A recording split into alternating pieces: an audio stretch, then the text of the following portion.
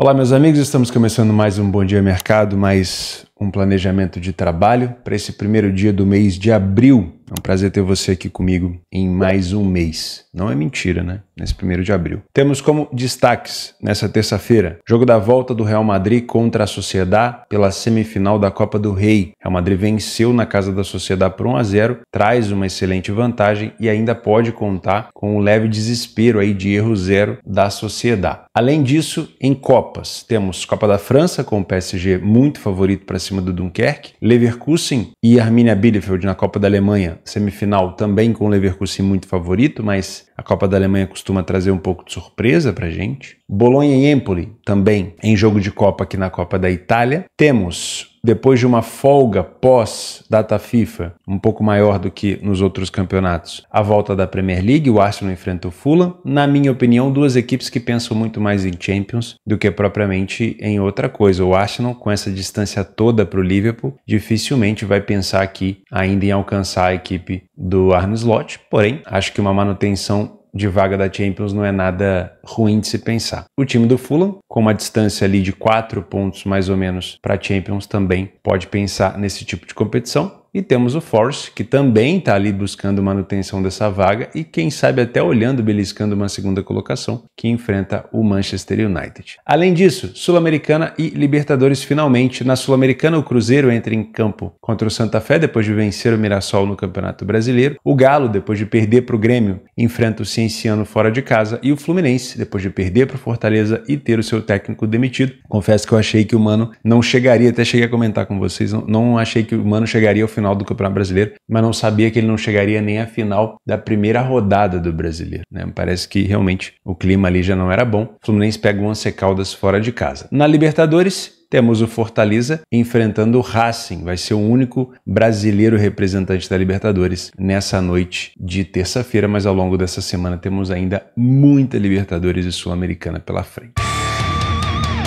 Vamos começar o nosso planejamento na Copa da Alemanha, às 15h45, semifinal. O atual campeão Leverkusen entra em campo contra o Arminia Bielefeld. E eu quero contar algumas curiosidades para vocês sobre essa competição para quem não acompanha, né? A gente tem aqui hoje o Arminia, que disputa uma divisão bem inferior em relação ao Leverkusen, né? A terceira divisão da Alemanha. E a gente tem a tendência de pré-julgar, né, e já traçar como eliminado uma equipe de divisão inferior. Só que o time do Arminia já eliminou algumas equipes de topo, né? Então a gente tem que tomar um pouco de cuidado. E o Leverkusen, ele gosta de passar, não sei se a palavra apuro é o suficiente, né? Ele gosta de passar algumas provações, ele gosta de resolver alguns jogos no final, então não custa a gente ter um pouco de cuidado em relação a isso, tá? Eu vou buscar um jogo do Leverkusen contra o Colônia e também o jogo do Bielefeld contra o Arminia, pra gente dar uma olhada de como que foram aqui esses jogos. Primeiro, olha só, o Arminia Bielefeld ocupa aqui a terceira divisão da Alemanha, tá na 4ª colocação, ainda tem chance de disputar sim esse acesso, né? Tá próximo do Saarbrücken, tem aqui o Cottbus também um pouco acima, passou praticamente aqui a temporada inteira buscando esse acesso. É um time que teve recentemente na primeira divisão, então foi realmente uma queda livre do Arminia Bielefeld, porém eu acredito que existe a possibilidade dele subir. O último jogo que o Arminia fez foi nas quartas de final da Copa da Alemanha, foi contra o Bremen. Bremen, time da primeira divisão. Curiosamente, você vai se lembrar do Bremen, porque o Bremen foi a última equipe que venceu o time do Leverkusen na Bundesliga, né? Só isso. O Bremen foi o último time que venceu o Leverkusen na Bundesliga entre aqueles dois jogos do Bayern de Munique na Champions, contra o Bayern de Munique na Champions League. E o Bremen não perdoou o Leverkusen. Desatento, dando espaço nos contra-ataques, o Bremen aproveitou. O Arminia Bielefeld eliminou o Bremen da Copa da Alemanha, das quartas de final, sendo o Bremen de primeira divisão e o Arminia de terceira. Então, isso daqui a gente já tira fora do baralho. Cuidado para não cravar coisas que ainda não aconteceram. Nas apostas, isso é um grande perigo, né? Você tem um botão enorme ali no meio falando assim, ó, aperte aqui para sua certeza. E você vai achando que é simplesmente isso. Ah, vai passar, não tem nem como. Na maioria das vezes passa. O problema é quando você se estrepa, né? Então, o Bielefeld começou vencendo por 2-0 o Bremen, Bremen e conseguiu se segurar e não precisou nem contra-atacar, né? Então, toma um pouco de cuidado, porque no momento de deslize aqui o Bremen desligou, o Arminia conseguiu o seu gol e depois ainda ampliou e o Bremen não conseguiu buscar recuperação. E aí eu vou mostrar para você como que foi o jogo do Leverkusen contra o Cologne, na casa do Leverkusen. Nesse caso aqui, a casa é na casa do Arminia. Mas olha como foi o jogo do Leverkusen contra o Cologne. O Cologne está onde? O Cologne é um time de segunda divisão, um dos maiores campeões da segunda divisão. Teve recentemente, aliás, ficou muito tempo na primeira divisão, agora há pouco, mas está na segunda. E olha só como é que foi o jogo do Leverkusen. O Cologne abriu 2-0. 2-0 para cima do Leverkusen. O Leverkusen foi virar esse jogo na prorrogação. Ele empatou os 96 e na prorrogação com o Boniface, foi o Patrick Schick marcando os 96 e aos 61 os 96. E na prorrogação o Boniface fez o 3-2. Então,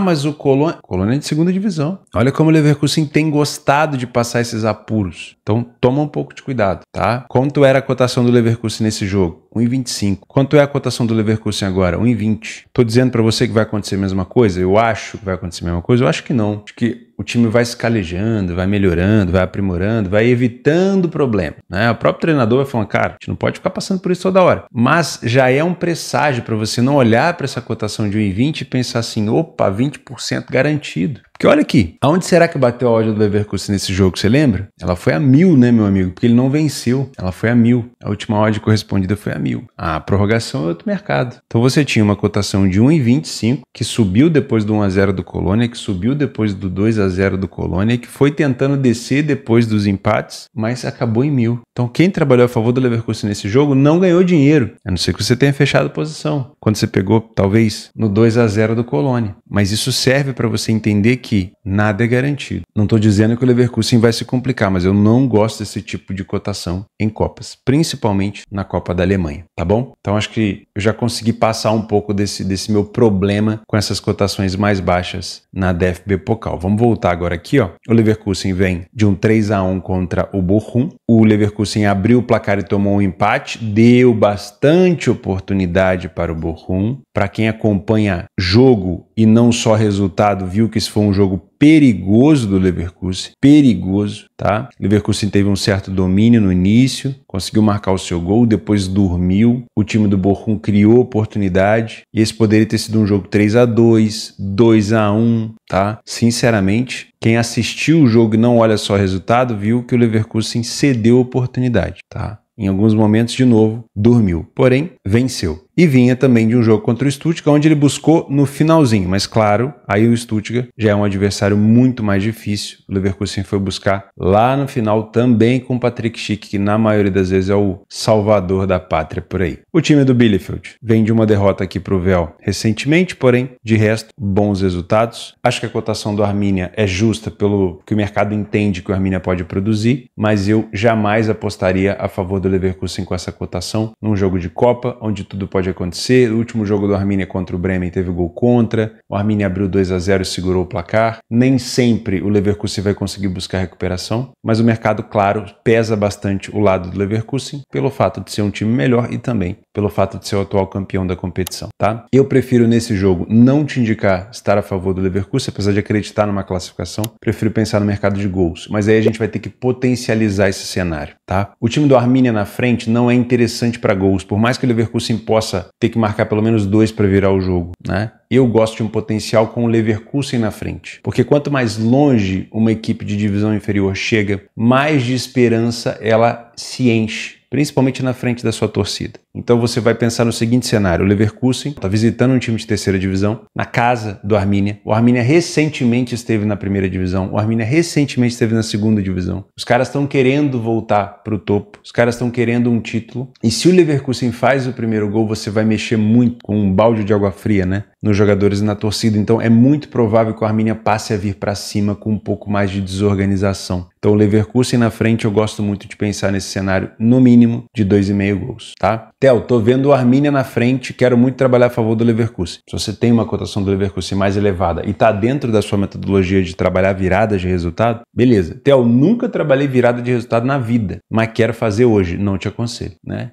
Querer aprender a dirigir sendo hoje sentado no banco do carona, carona, dificilmente você vai conseguir fazer alguma coisa. Você não sabe passar marcha, você não sabe dar seta, você não sabe mexer no volante, você não sabe fazer nada, você só tá olhando. Aí hoje você quer sentar para dirigir o carro. Não te aconselho. Respeite seu dinheiro. Tá? Faz só o que você sabe fazer. Fechou? Acredito numa classificação do Leverkusen? Eu acredito. Não vou aqui dizer que eu tô duvidando. Agora, eu já vi de tudo na Pokal, tá? Já vi de tudo. Acompanho a Pokal há 13 anos. Posso falar pra você que não vai ser nenhuma surpresa pra mim se o time da terceira divisão for pra final. Não vai, ok? Se vai ser campeão contra o Stuttgart ou contra o Leipzig, não sei. Mas que eu já vi muita coisa acontecer, já vi. Então eu prefiro ficar do lado dos gols. E o melhor cenário potencial para gols aqui é o Leverkusen na frente. Como eu não sei se a gente vai ter mercado de jogadores na DFB Pokal, não é costumeiro de ter, eu não vou indicar tanto aqui em relação à finalização e tudo mais. Porém, se tiver os mercados, eu gostaria de ficar de olho no goleiro do Arminia Bielefeld. Vou até pegar aqui o goleiro titular que tem jogado na Copa, para a gente dar uma olhada no nome do rapaz. Aqui, ó, o Kersken,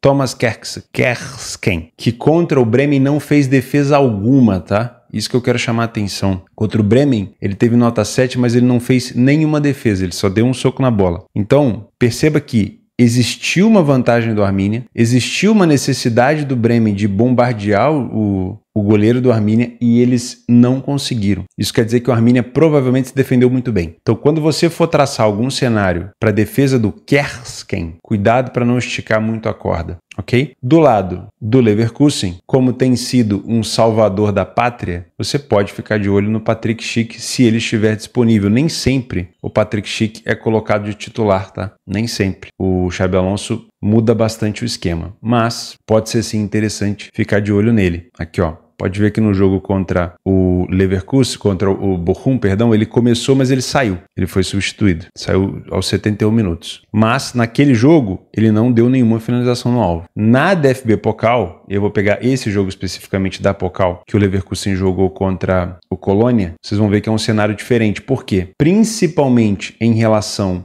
a bola aérea, quando o Leverkusen precisa, ele alça muita bola na área. E aí você vai tendo os jogadores finalizando. Olha só, o Patrick Schick finalizou e marcou 2 gols e finalizou 2 vezes no alvo. Então, quando existe uma necessidade de um Leverkusen atrás do placar buscando uma recuperação, a bola aérea geralmente vai encontrar o jogador mais alto, que é o Patrick Schick. Isso acontece tanto na República Tcheca, que ele defende, quanto também no Leverkusen. Agora, quando você tem um Leverkusen na frente, os jogadores de velocidade, como é o caso do Frimpong, eles têm mais chance de finalizar no alvo, porque eles vão chegar na frente da baliza em contra-ataque, ok? Então, se você quiser esperar o primeiro gol para também se posicionar nisso, pode ser interessante. O Leverkusen na frente, você tem muito mais uma ideia para buscar um Frimpong para finalizar no alvo. Aqui ele finalizou 2 vezes, ó, contra o Colônia, para finalizar no alvo, do que um Patrick Schick. Agora, um Leverkusen atrás do placar, com a Arminia Bielefeld na frente, o Leverkusen precisando de uma recuperação, talvez a bola aérea do Leverkusen comece a encontrar as cabeçadas do Patrick Schick para finalização no alvo. Ok? Perfeito? Então, para mim, jogo para trabalhar gols, não te indico trabalhar nada em relação a resultados e principalmente se for pensar em gols com potencial maior, Leverkusen na frente do placar. Também às 15h45, agora pela Premier League, né? Jogos retornando na Premier League pós-data FIFA, o Arsenal enfrenta o Fulham na 30ª rodada da Premier. Como eu comentei no início, eu acho muito difícil com essa distância aqui de 12 pontos o Arsenal ainda pensar em título, né? Até porque o Arsenal nas últimas temporadas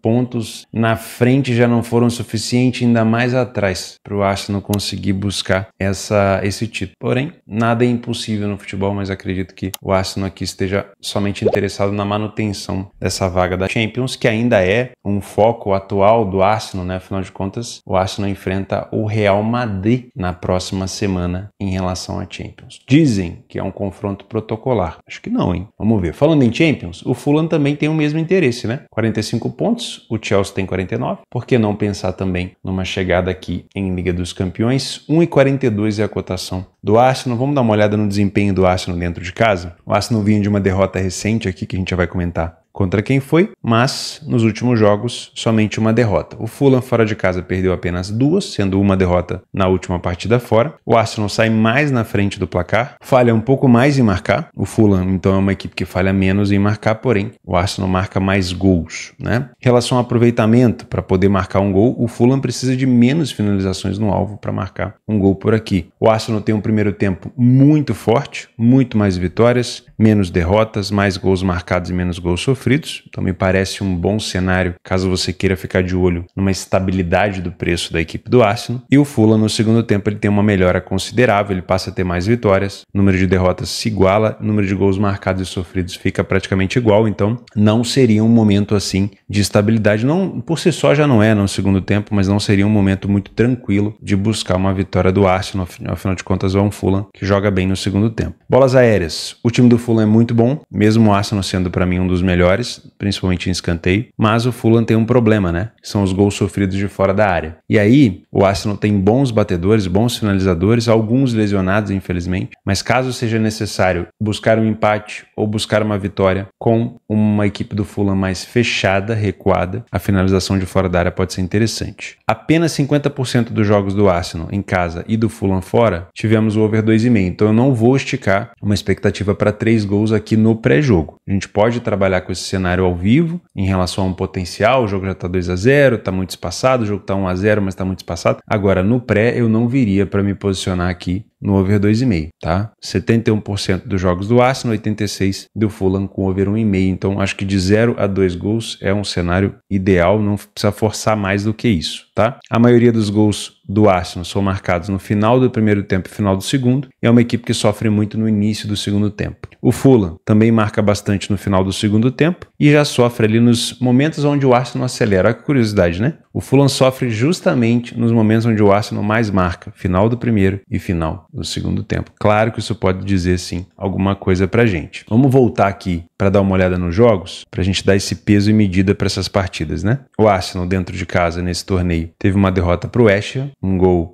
não vou dizer nem de contra-ataque, foi uma construção pela direita que acabou num gol do Bowen, né? E o Fulham, fora de casa, vinha de derrota para o Brighton. Porém, venceu o Newcastle, venceu o Wolverhampton e marcou gol contra o Brighton. Marcou gol contra todo mundo nos últimos 3 jogos. Da última vez que ele visitou o Arsenal, ele conseguiu 2-2, 2-1, 1-1, 4-1. Isso aqui, claro, não são vitórias do Fulham, são resultados, né? O Arsenal não perde para o Fulham em casa, não tem nem data aqui. Faz muito tempo que não perde. Não é isso que eu estou considerando. Mas se você olhar com carinho, desde 2010, todas as vezes que o Fulham visitou o Arsenal no Emirates, ele só não marcou gol em uma situação. Então, ó, 1, 2, 3, 4, 5, 6, 7 de 8 jogos ele conseguiu marcar. Então a gente tem um alto índice aqui de um ambas marcas, uma possibilidade muito grande de um over 1,5, o 2,5 já fica mais esticado. E se você pretende trabalhar a favor do Arsenal, pensa com carinho em estabilidade de preço no primeiro tempo, porque no segundo tempo é um Fulham que cresce muito o seu desempenho, tá? Nos últimos confrontos entre eles, o Arsenal sofreu nos últimos 3, o Fulham sofreu nos últimos 3, o Fulham sofreu em 19 consecutivos, o over 2,5 aconteceu em 4 das últimas 5 e o ambas marcam em 5 das últimas 6. Se tivermos aqui um cenário de um Arsenal já na frente do placar, esse 2,5 ele pode até ser considerado, na minha opinião,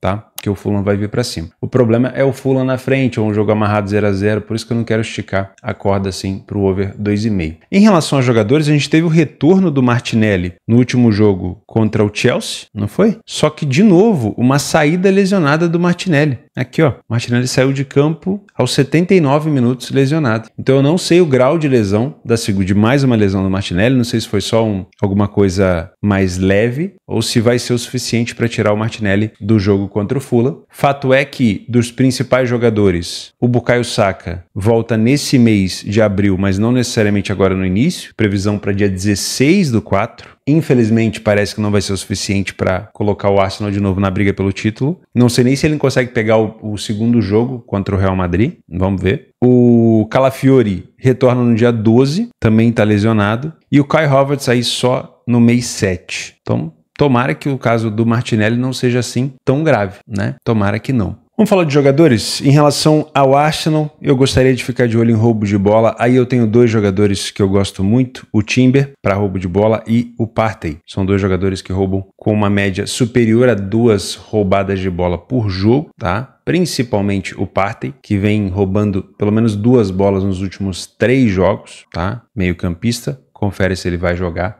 obviamente. E do lado do Fulham, eu olharia com carinho para Timothy Castagne, também é um jogador que tem cumprido uma média de pelo menos 3 roubos de bola por jogo, né? Impressionante. Nos últimos 4 jogos ele roubou 4, 3, 3 e 4. Mas eu acho uma média de 3 roubos muito alta. Então ficaria no máximo de 1 a 2. Tá? Outro jogador que tem uma média relativamente interessante é o Lukic, mas ele não sei se ele vai jogar. Aqui, ó, tá suspenso. Tava suspenso contra o Brighton, né? Pode ser que ele volte a jogar contra o Arsenal. Sasa Lukic, acho que ele volta. Se ele voltar, é um jogador também interessante, tá? Tem uma média muito boa. Tirando o jogo contra o Brighton que ele não jogou, ele também tem uma média ali de 2,50 de roubo de bola. Então, Sasa Lukic ou o Castagne são jogadores interessantes. Se você quiser ficar de olho num possível bom trabalho do goleiro Leno, Bernard Leno, para defender as finalizações de fora da área do Arsenal, também pode ser bom. Das últimas vezes que o Leno enfrentou aqui equipes maiores fora de casa, ó, contra o time do Tottenham, ele pegou 4 bolas, contra o time do United ele pegou 8 bolas, contra o time do Newcastle 3, contra o time do Leicester 5, Wolverhampton 4. Então dá pra gente pensar num cenário do Leno pegando pelo menos 3 bolas por aqui, um over 2,5 de defesas, tá? Não acho que seja ruim. Eu ficaria nesse cenário. Se você quiser cogitar a finalização no alvo do Arsenal, se o Martinelli não estiver em campo, aí Trossard para finalização de fora da área pode ser interessante. E Odegaard também, né? Acabam finalizando bastante de fora da área. E olha que o Fulham tende a sofrer mais de fora da área, né? Então, roubo de bola de Timber e Partey. Do lado do Fulham, o Timothy Castagne e o Sasa Lukic, se voltar, acredito que joga. E defesas, pelo menos mais do que 2 defesas do goleiro Bernard Leno, certo? Para finalizações de fora da área, dá para ficar de olho no Odegaard, Trossard e até quem sabe no Rice. Rice também, de vez em quando, o problema dele é acertar o gol, mas finalizar ele finaliza. Se você quiser pensar em finalizações sem ser no alvo, o Rice também é um jogador interessante. Dando uma passada mais rápida por esse jogo às 16 horas, que é um jogo extremamente difícil, o United enfrenta o Forest fora de casa, ou na verdade o Forest recebe o United, né? Porque é o Forest que está numa classificação muito melhor. Semana do United não é nada fácil. Vai receber o derby contra o seu maior rival da cidade, né? O Manchester City, na sua casa, e depois visita o Lyon nas fases mais avançadas da Europa League. Um caminho possível e plausível do United conseguir uma vaga para a Liga dos Campeões, afinal de contas, pela Premier League não vai rolar, né? E temos o Forest que também pensa em manutenção e retorno para a Liga dos Campeões. O Forest que já foi o campeão da Champions, então não busca somente a classificação, mas também o retorno para essa competição tão importante, principalmente para os cofres, né, do clube. Se a gente for pegar os últimos jogos da equipe do Forest, além de vencer o próprio City, né, o rival do United, ele venceu fora o Ipswich, eliminou o Brighton da FA Cup, ou seja, avançou na FA Cup. Sabe quem que o Forest pode pegar na FA Cup? Acho que o próprio City, né? Como é que tá aqui o desenho da competição? Acho que não teve o chaveamento ainda, né? Mas o Villa passou pelo Preston, o City passou pelo Bournemouth, o Forest passou pelo Brighton e o Palace passou pelo Fulham. Acho que foi isso, né? Não tenho certeza. Eu acho que é isso mesmo, Palace passou pelo Fulham, Forest passou pelo Brighton, o Villa passou pelo Preston. Eu não sei como é que vai estar essa questão da semifinal. Ah, já tem, É isso mesmo. Exatamente. Exatamente isso que eu imaginava. Forest e City. É isso aí. Com o Aston Villa e o Palace no outro chaveamento. Mas esse jogo é só no dia 26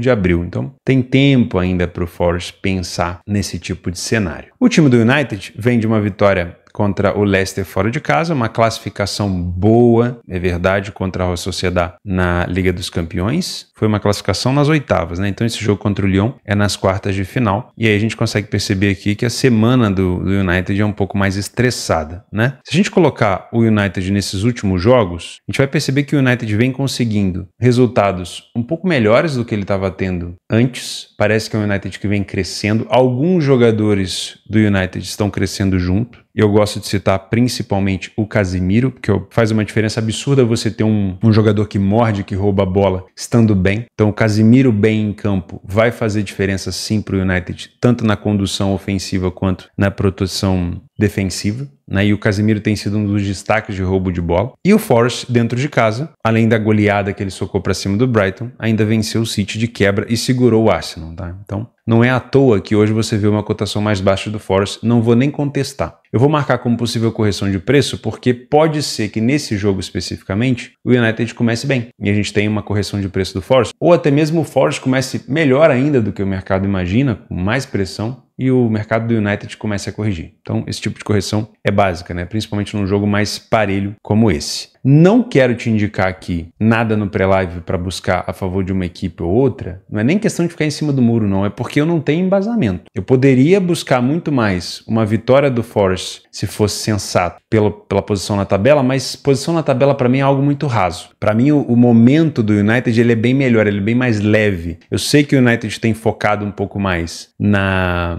Europa League, pela possibilidade de encontrar uma vaga para Champions, que seria excepcional, mas dá para perceber que o momento do United não é ruim. Esse empate contra o Everton fora, essa vitória contra o Ipswich em casa, do jeito que foi, com cartão a vermelho, né, com jogador a menos, com Dorgu a menos, o United conseguindo segurar o Arsenal nessa briga do Arsenal contra o título e praticamente ajudando o Liverpool a ser campeão, e essa vitória contra o Leicester, fora a classificação para as quartas da Europa League. Então, não é um momento ruim do United e eu não acredito que somente a posição na tabela me faria entrar aqui a favor do Forest, tá? Da última vez, no ano passado, que o United esteve na casa do Forest, ele perdeu por 2-1, mas no início, na temporada retrasada, ele conseguiu vencer por 2-0. Né? Então foram os dois últimos jogos, 2-0 United, 2-1 Forest, um jogo com no máximo 3 gols. Se a gente pegar aqui o PDF de apoio, a gente vai ver sim uma oscilação maior do United, fora de casa, e um domínio muito maior do Forest, mas eu acredito que o momento do United não é tão ruim, somado dentro e fora de casa. Mas se você quiser buscar embasamento na estatística para trabalhar a favor do Forest, eu não vou criticar você porque existe sim alguns embasamentos. O Forest sai muito mais na frente do placar, falha menos em marcar, tem menos gols sofridos, mais gols marcados, tem um primeiro tempo muito melhor, com mais gols, aliás, com 3 vezes mais gols marcados, pouquíssimos gols sofridos e nenhuma derrota, mas um segundo tempo um pouco mais frágil, tá? Então se você busca de fato estar a favor do Forest em algum momento, talvez a primeira etapa seja um pouco mais indicado, não para você trabalhar no mercado de HT, de half time, mas para você talvez se posicionar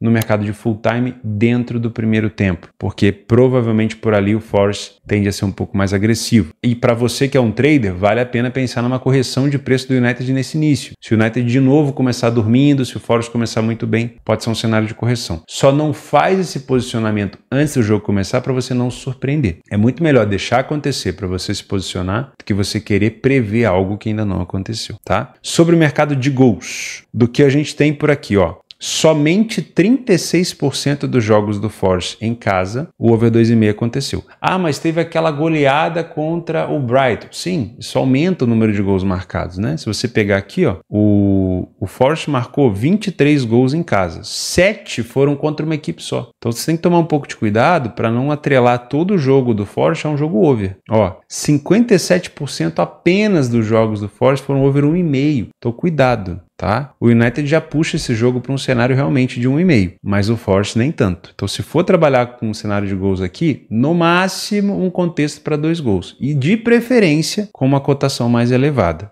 Tá? Ó, em apenas 21% dos jogos, o Forest conseguiu marcar mais do que 2 gols. E em 7% apenas ele sofreu mais do que 2, tá? Então toma um pouco de cuidado com isso daqui. O United também não é de ficar sofrendo muito fora, ó. Nenhuma situação o United fora de casa sofreu mais do que 2 gols. E em praticamente nenhuma, né? 14% das situações o United conseguiu marcar mais do que 2. Então não me parece um jogo tão over. Tem potencial em algum momento dentro do jogo? As histórias podem ser contadas de maneira diferente, né? Tem potencial, você pode ter um United tendo um vermelho ou o Forest tendo um vermelho, um jogo com 2 gols de vantagem, time se degladiando e tudo mais, pode acontecer. Mas o cenário pré não me parece assim ser um jogo tão over assim não, tá? Em relação ao momento dos gols, o time do United marca com muita frequência nos últimos minutos e o time do Forest também, então se você guardar aqui alguma coisa pro over limite me parece interessante, principalmente com o jogo desempatado, e dá para perceber lá o que a gente viu, que é aquele momento de agressividade do Forest no primeiro tempo, ó. 43% dos gols marcados até os primeiros 30 minutos, só que o United não sofre tanto nesse momento. Vou deixar algumas dicas de jogadores que eu gosto muito, principalmente em relação a roubo de bola, tá? Aqui não vai aparecer o nome deles, mas eu vou pegar o último jogo do United contra o Leicester e vou pegar também o último jogo do Forest contra o Ipswich, para ficar mais fácil. Do lado do United, eu vou olhar para 3 jogadores. Primeiro, na minha opinião, um que tem feito, ele não estava aqui nesse jogo, ele foi substituído, ou não jogou o tempo todo. O que tem feito, para mim, um dos melhores desempenhos de roubo de bola, que é o Casemiro. A média do Casemiro está altíssima. Casemiro tem feito, contra o Fulham ele fez 4 roubos de bola, contra o Real Sociedad foram 5, contra o Arsenal foram 9 e contra o Real Sociedad de novo foram 3. Contra o Leicester não teve nenhuma porque ele jogou pouco tempo. Então, se o Casemiro entrar como titular, o Casemiro seria a minha primeira opção para roubo de bola. Segunda opção, Mazraoui. Aqui depende muito de como ele vai ser escalado, mas também é um jogador que cumpre muito bem isso. E por último, o próprio Bruno Fernandes é um jogador que rouba muita bola. Só aqui no jogo contra o Leicester, ele roubou 4 bolas, tá? Então, é um trinco ali do United que eu acho que faz muito bem esse papel. Em relação ao time do Forest, você tem 2 opções que eu gosto muito. O Neco Williams, que joga aqui pela esquerda, e o Domingues, que joga pelo meio, o Nicolas Domingues, que também tem uma média bem alta, né? Se fosse para comparar os dois, o Domingues tem uma média mais alta, porém o Neco Williams é um pouco mais constante. A terceira opção seria o Elliot Anderson.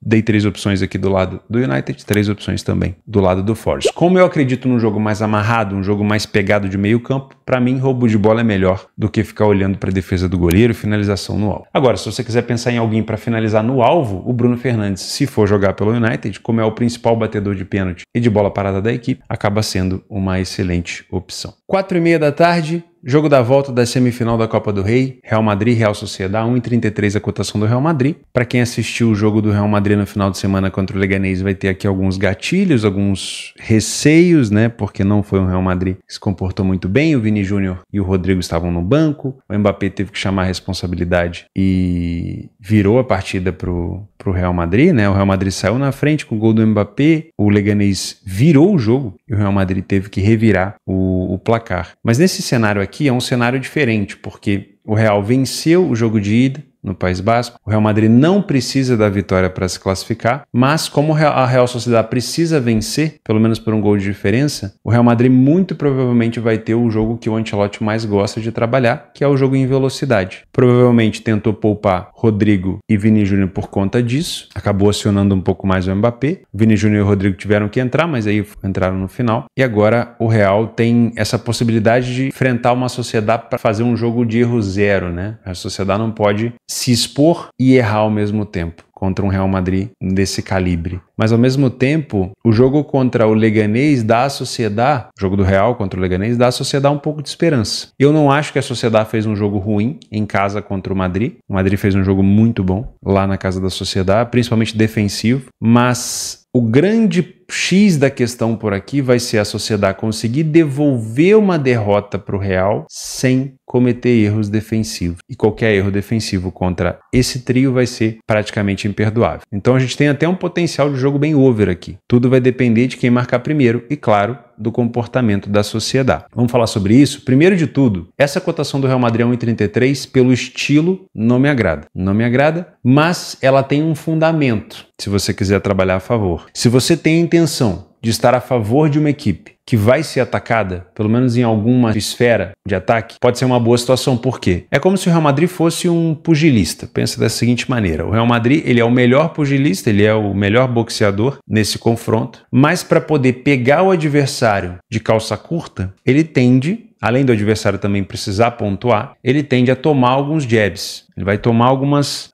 porradas. Não costuma ser um time que toma nocaute. Então, talvez você não tenha tanto risco assim de ser nocauteado. Agora, pelos últimos jogos, a gente já percebeu um Real Madrid sofrendo gol, o que na luta pode significar talvez umas porradas mais fortes na sua stake que você utilizar. Então, sinceramente, eu, Theo, não gosto de estar a favor de uma equipe que tende a apanhar um pouco, se é que você me entende. tá? Existem duas maneiras de a gente aproveitar aqui. Eu poderia ter um jogo onde o Real Madrid precisasse do resultado, por exemplo, se o primeiro jogo tivesse sido 1-0 para a Sociedad. O Real Madrid provavelmente teria uma estabilidade do seu preço muito grande, porque a Real Sociedad escolheria só se defender. Esse é o cenário que eu gosto para trabalhar a favor. É o cenário que aconteceu agora no final de semana no jogo do Barcelona contra o Girona, até o primeiro gol do Barcelona. O Barcelona completamente dominante. Esse é o cenário que eu gosto, mas cada um tem um perfil de aposta. Eu não sou um apostador igual a você não é igual a mim, a gente não é igual a outra pessoa. Cada um tem o seu perfil de aposta. Tem gente que se adapta, tem gente que não se adapta, tem gente que gosta, tem gente que não gosta. Eu, por exemplo, não gosto de trabalhar no cenário de hoje, que é um Real Madrid que não precisa da vitória. Então é um Real Madrid que pode trazer, chamar, acionar a Real Sociedad para cima, convidar a Real Sociedad um pouco mais para o seu campo para poder jogar em velocidade, que é o que o Ancelotti adora fazer. E não é o estilo que eu gosto, de estar a favor de uma equipe que vai ser atacada, né? Não gosto muito. Já não gosto quando é um cenário de liga, onde o Real Madrid em alguns momentos ele toma conta do jogo, às vezes não, mas principalmente num jogo decisivo, tá? Então, é provável que o Real Madrid use o espaço em velocidade para marcar o seu gol? Sim. É provável que mesmo você estando a favor de um Real Madrid que tende a ser atacado, você pegue esse gol? É provável.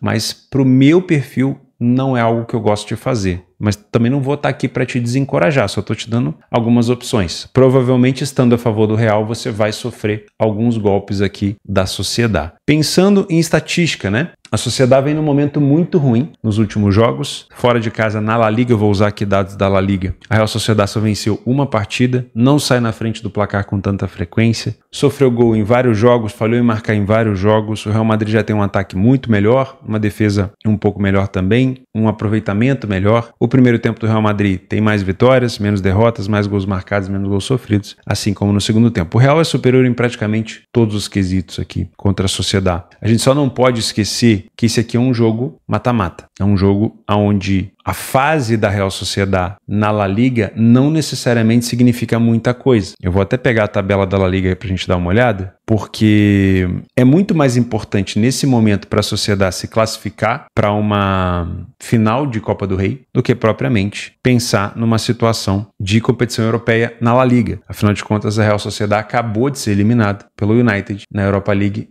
nas oitavas de final. Então, para buscar uma vaga aqui na Conference ou na Europa League, ela vai ter que se sobressair muito. Então, é muito mais fácil pensar numa recuperação nesse momento contra o Real Madrid. Aqui na La Liga, ó, a Real Sociedad 10ª colocada, 38 pontos, tá mais ou menos a 9 pontos do Betis e do Villarreal. Voltando para o jogo da Copa do Rei, tivemos nos últimos dois jogos vitórias do Real Madrid contra o Villarreal e contra o Leganés, sofrendo gol nos dois jogos, e a Sociedad também empatando com o Vallecano, vencendo o Valladolid, tomando gol nos dois jogos. Esse é o grande problema da Sociedad, né? Ela tem que vencer por um gol de diferença pelo menos, não pode ficar tomando gol do Real Madrid o tempo todo, porque senão vai ter que marcar mais do que sofre, né? Das últimas vezes que a Sociedad esteve na casa do Real Madrid, em 2020, na Copa do Rei, a Real Sociedad venceu o Real Madrid por um gol de diferença. Não sei se ela chegou a passar. Deixa eu ver. Foi umas quartas de final, não foi? Foi umas quartas de final. Deixa eu ver se tem informação do jogo de ida. Não tenho certeza se a Real Sociedad se classificou nesse confronto. Acredito que não, né? Ou era jogo único? Se bobear era jogo único e a Sociedad pode ter se classificado. Gol do Isaac. Alexander Isaac marcou 2 gols e o Odegaard marcou 1. Naquela época ainda jogavam na Espanha. Merino, Isaac, Odegaard. O Oyarzabal foi o único jogador aqui, um dos únicos, né? Que sobrou daquele elenco. Na minha opinião, o que eu gostaria de trabalhar? Eu, claro, gostaria de trabalhar a favor do Real Madrid com estabilidade do preço. Vou ter isso? Provavelmente não, tá? Sendo um jogo de Copa e o jogo decisivo, o jogo da volta, eu quero ficar de olho em gols com o Real Madrid na frente. Então, eu vou criar aqui um contexto de lógica. Se o Real Madrid sair na frente do placar, eu quero trabalhar a favor de mais 2 gols no jogo. Eu vou ficar de olho no 2,5. Se a Real Sociedad sair na frente, não vai me interessar o mercado de gols. Se o jogo tiver 0-0, não vai me interessar o mercado de gols. Então, o meu raciocínio lógico é esse. Por quê? Por enquanto, 1-0 ainda é uma desvantagem da Sociedad que não gera desconforto, mas não gera um desconforto extremo.